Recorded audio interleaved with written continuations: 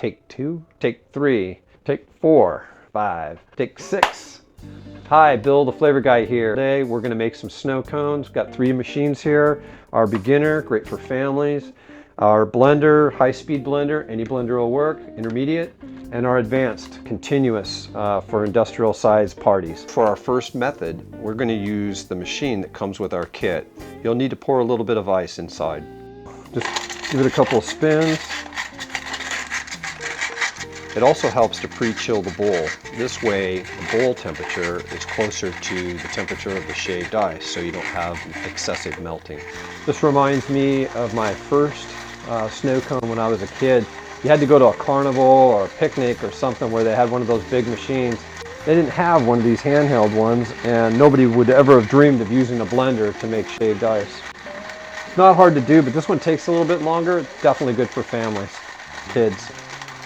So add some ice. This is our intermediate, basically using a blender. Make sure you pulse the blender while it's going. If you notice that the ice is clumping up or getting kind of chunky, you can shake it a little bit. Just kind of, keep it moving around. Don't let it stick in one spot. We're trying out the advanced version now, and this is the one that we take to parties ourselves. We like to have some fun with snow cones, and this is basically the high-speed version.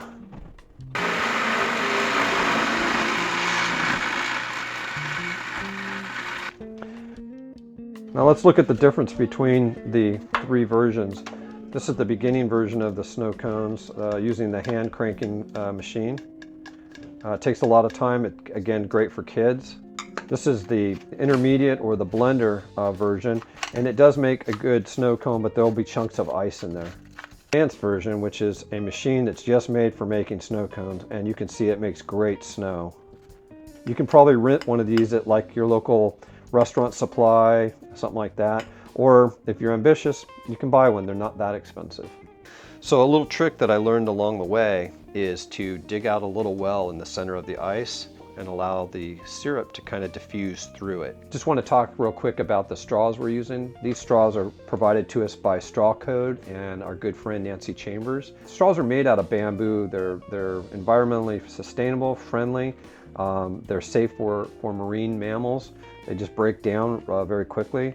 And proceeds, some proceeds go to the Marine Mammal Care Center here in Southern California. Okay, so we're going to add our Nature's Flavors strawberry syrup. We're going to pour some into the well first, like we talked about earlier.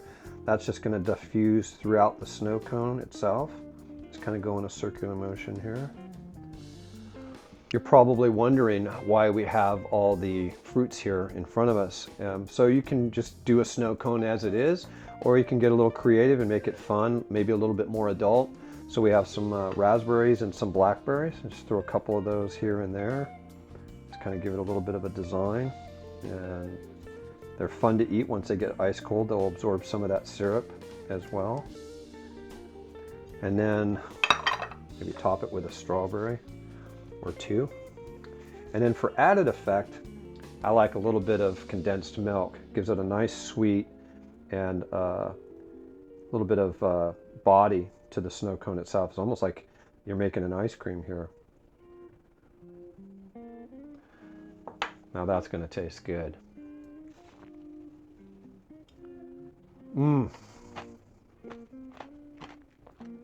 Wow. This is a flavor guy saying you don't need a holiday to have a snow cone. Anytime's good.